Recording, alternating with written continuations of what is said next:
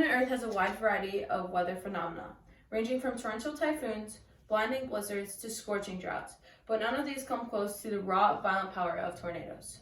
Tornadoes mainly occur in the United States. They range from the very weak to the massive destructive super tornado. I have personally seen the devastation of one of these storms.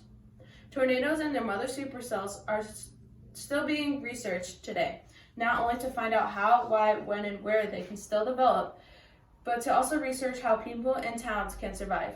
This is by increasing warning times and engineer better structures to withstand the forceful winds.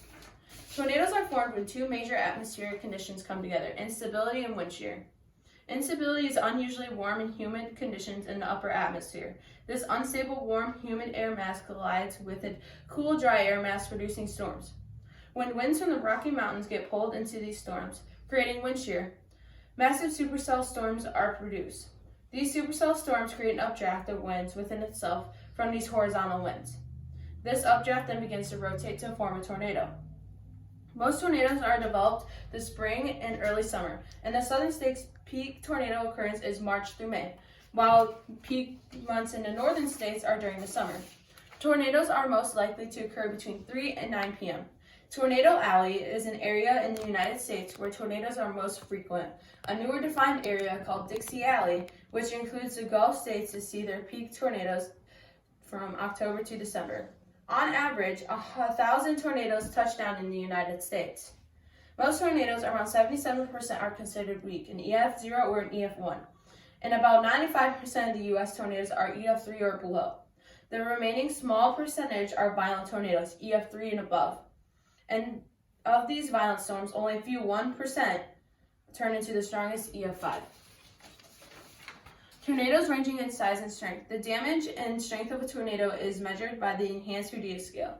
This scale was developed by Ted Fujita. The scale ranges from the Ef0, to the weakest, to the Ef5, which is total destruction. The Enhanced Fujita scale works by scientific researchers going out to the tornado damage path to see what kind of devastation has been left behind.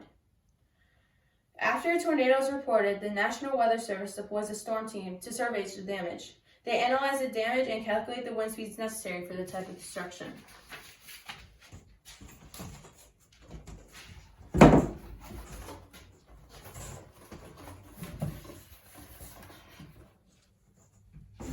Ef0 tornadoes have winds that range from 65 to 85 miles per hour. Very minor damage is usually reported from this.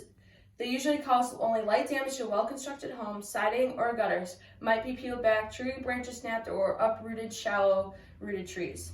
Ef1 ranges from 86 to 110 miles per hour. These twisters can wreck small structures like this barn roof. They can also flip motorhomes, blow off doors, and shatter windows. Ef2 range from 111 to 135 miles per hour. These storms can tear off a roof of a house, shift the house's foundation, snap large trees, lift cars off the ground, and shoot boards like missiles.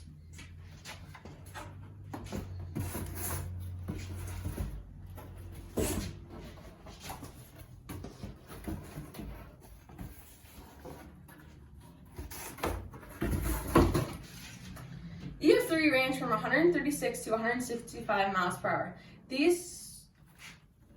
These tornadoes are strong enough to produce entire stories of well-constructed buildings, knock over trains, rip the bark off from trees, and toss heavy cars. Ef4 ranges from 166 to 200 miles per hour. These monsters can level sturdy homes and turn cars into heavy objects into rockets. Finally is the Ef5, the worst tornado imaginable. Winds are 200 or more miles per hour, even though these are the most powerful. Thankfully, they are the least common. These monsters bring total devastation, wiping out and flattening neighborhoods. I personally saw confirmed Ef4 damage looked like when I volunteered to help clean up after the Fairdale, Illinois tornado. Only 5 houses remained standing in this small town during the storm. The residents only had about 4 minutes of warning time to take shelter from the storm. Therefore, research and development of tornadoes is so important. Researchers and storm teams help figure out why and when this supercell will form a tornado. Tornado chasers and spotters in the field watch these supercell storms from tornadic development This is all relayed to the National Weather Service and local agencies to warn people and towns in the path. Storm researchers is the focus of how buildings can survive these storms. New building materials like reinforced concrete block are constantly being evaluated and designed to build a stronger and safer house or structure. Many homes, especially in tornado hour, are installing tornado shelters on their property. Many homes in the southern regions of the United States do not have basements or safe areas to go to during this tornado. These type of shelters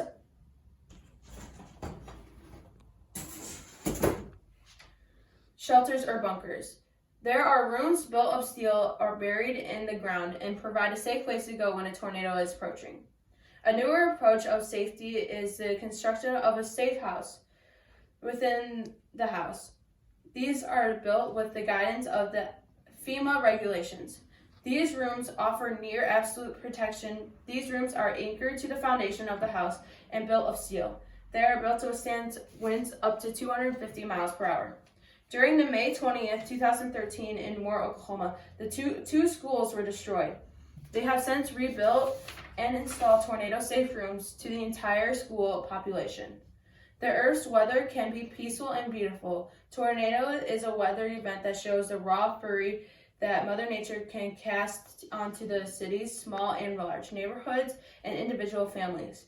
Even though with research and development will not be able to stop tornadoes from forming and destroying lives, but will be able to construct safer building and shelter to increase warning time and make the public more aware of severe weather conditions.